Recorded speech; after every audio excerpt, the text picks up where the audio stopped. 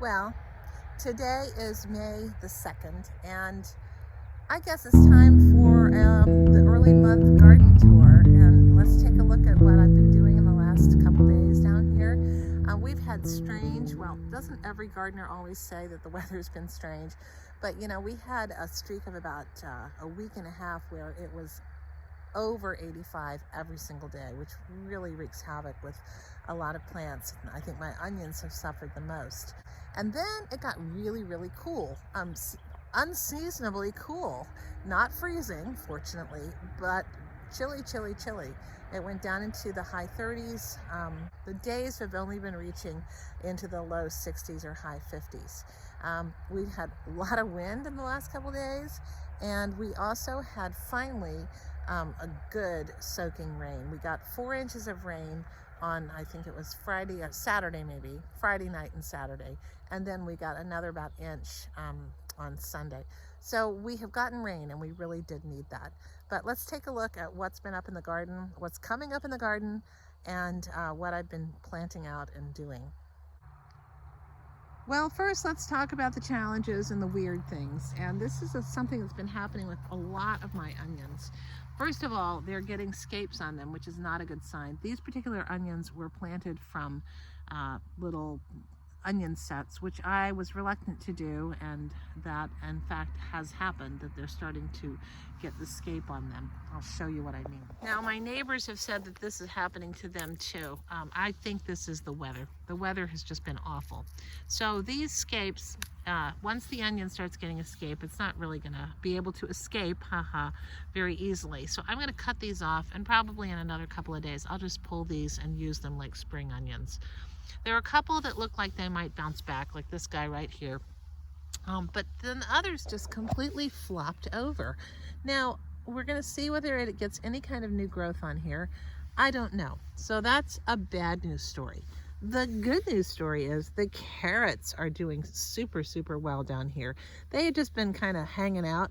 I thinned them out a couple of weeks ago, and they just took off, and the rain has really helped them, I think. Even though they were getting watered, these are really starting to look a lot like carrots. All right, the other good news is that the rainbow chard is perking up and really growing nicely in this bed. The new Asian green that I'm trying, I think it's called Shinjin Sai, is really tasty. It has like a sweetness to it that's just really, really nice. I have been tucking in lettuces here, there, and everywhere. Here are some of the Drunken Woman seedlings that I planted out earlier in the week, and they got some of the weekend, and they were the beneficiaries of that nice rain. We've got some peas, sugar snap peas, that are starting to climb. All right, these are some early beans, kind of like a haricots vert, that I put in before it got really, really cold. It did rain, and then they did germinate, and they have started to grow. I put in additional ones here, but maybe it's too cold for them. We'll see if they actually germinate. We may end up having to replant that. So this bed is going to be, it's been tomatoes and it's been eggplants in the past. This is going to be greens and beans this year. So we've got peas growing up here. We've got lots of chard. I'll be planting this with various kinds of beans throughout the summer, just kind of keeping waves of beans going. On the new arch trellis, I'm going to have some asparagus beans growing up on this one, and I'm going to have beans growing up on one side. And then today, I did come out, in the last couple days, I have been planting. So I've been transplanting. First of all, here's some nasturtiums. Nasturtiums don't love being transplanted, but I'm doing it anyway.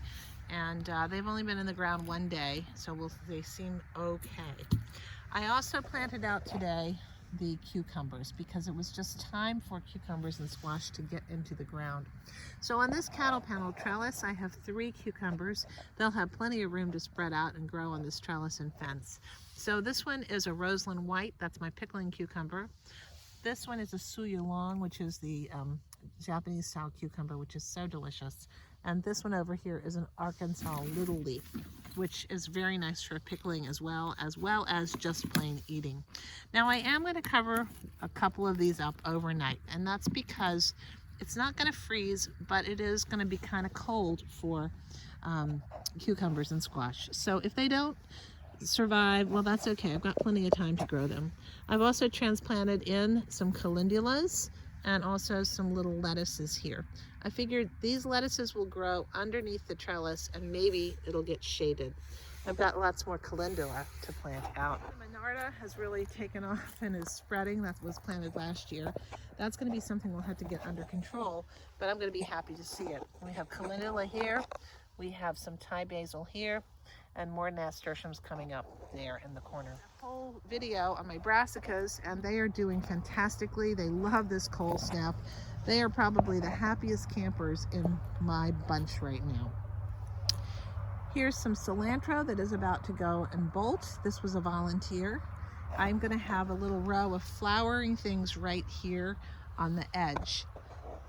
And potatoes are coming along. These are the purple potatoes that I planted, and purple majesties, and they are actually starting to get the beginnings of flowers. That's a good sign, because when they flower, that means they're going to start forming the potatoes deep down. On this archway, there's a happy spring row going. We have the wintered over kale, which I've been picking constantly, daily. We have the wintered over spinach, which has been supplying us almost daily with greens. I just came down tonight, this evening, to pick some. I'm going to make some risotto with asparagus and spinach in it. I've got beets that are growing that I planted from seed. And these are the bull's blood beets. They're kind of a little hard to see because they are dark. I've got radishes and more tauga beets coming along here. And then, of course, lots and lots of beets really thriving. I have thinned those out and they are doing well. The parsnips and radishes are just booming. And here's the funniest thing. These were the very first radishes that I planted that just sat there. They got stepped on, they got trampled on, and finally they decided to be radishes. I'm going to pick that one because they're getting a little bit too big. These are really tasty Easter egg radishes. But I've been harvesting radishes out of here, and it's been great because the radishes help the ground. They cover the parsnips that are now really getting established. These are parsnips. Parsnips take a very long time to grow. Won't be ready to pick until next winter. I just let them do their thing. I love parsnips. I did a video on that one too. Unfortunately, this arugula, which self-seeded, would have been great, but arugula is not going to be able to survive in 80 degrees. So it's just gone to flower, and we're letting it flower. I am picking some of the leaves though, because they'll be going to a salad tonight. So here, there, and everywhere I tuck flowers in. Here are some nasturtiums that will hopefully grow up around these tomato plants. And there are self-seeded sunflowers that are coming up, and gladiolas.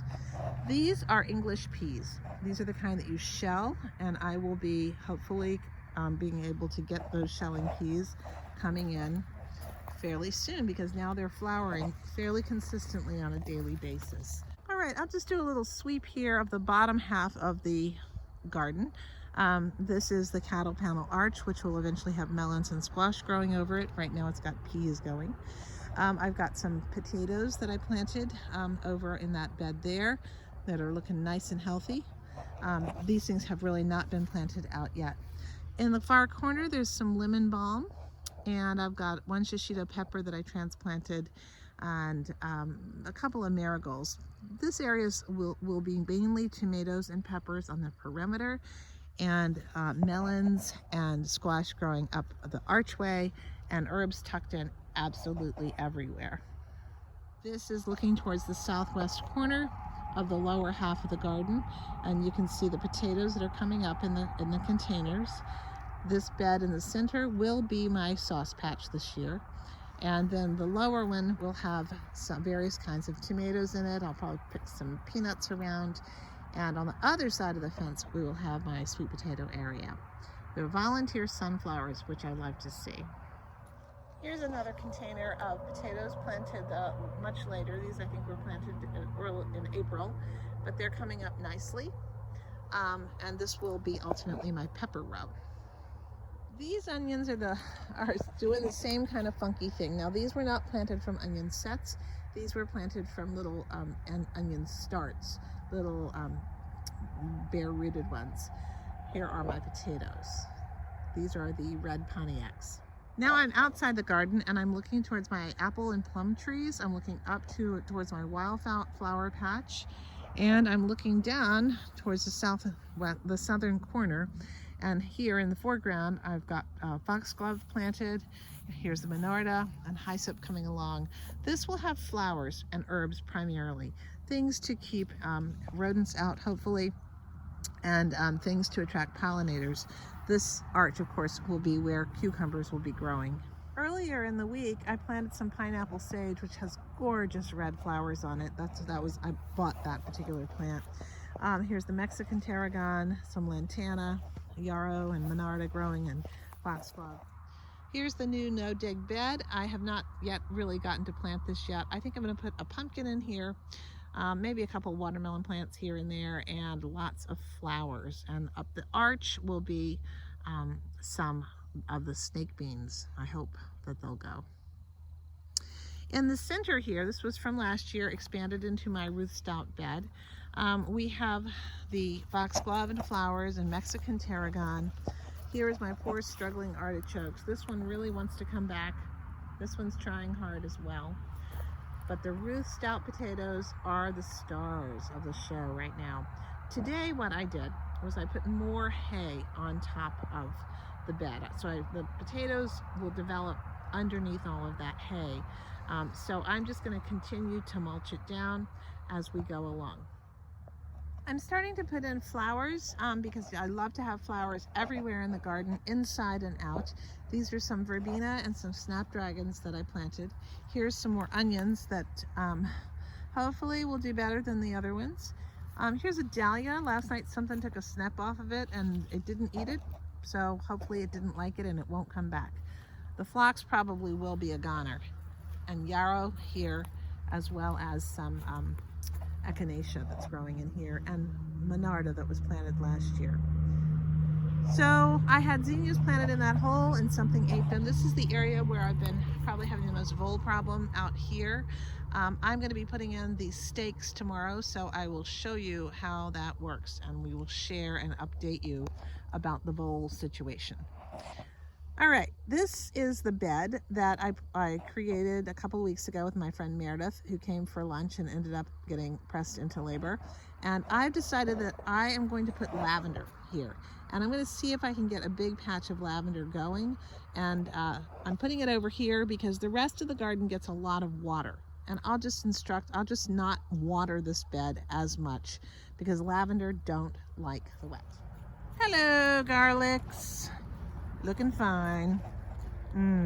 If you look closely, you'll see that I have transplanted the blackberries that had from the upper garden. And today my husband and I drove these stakes in, and we're going to be getting some wire to put in a trellis for them. They won't need to be trellised that much this year, but I want to go ahead and get it in. Looking up towards the house from the outside of the lower garden, envision this space being filled with sweet potatoes. It'll have a little fence that'll go in front, and behind that fence will be some tomatoes and lemon balm and flowers. I'm going to be putting butternut squash up this trellis. This area on the exterior of the southeast side half will end up being sort of a continuation of the pepper row and flowers. And I'll probably stick a watermelon or two in here since I have my nice watermelon cages now for them. I've been gradually adding more flowers, perennials, in the area. These are some black-eyed Susans and echinacea down here, as well as a tarragon, French tarragon, and some monarda that will be anchoring this end of the garden.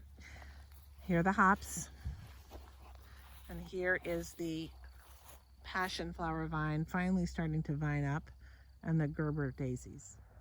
Finally, because I can't help myself, it's just an obsession, I have decided that I am going to begin the slow process of creating a rose alley that will go up on the northern side of the external bed next to the path. So I picked this spot because it gets a little shade in the afternoon, but it gets great morning sun, and I think that will be great for roses. And I have my first rose bush that I planted. The rain has really made it much easier to dig in this area. So it'll be a project that will take probably a few years to complete, but I'm just going to put in a couple of rose bushes each year and gradually work up this little alley. I think when I drive in and park the car, to be able to look down here and see roses in the summertime will be really, really beautiful along this alley. So I'm calling it Rose Alley because why not? So I'll do garden tours every week or two as the season progresses. I hope that your garden is going well. It's so fun to see things come alive and start to grow. It's just my favorite time of year. Well, I have lots of favorite times of year, but it gives me great joy to see the garden grow. I hope your garden is growing well. I hope that many, many, many good bugs come your way and many, many, many bad bugs stay away. And I thank you for watching. Please don't forget to like and subscribe. Check back often. Hit your notifications. Thanks for watching today. Bye.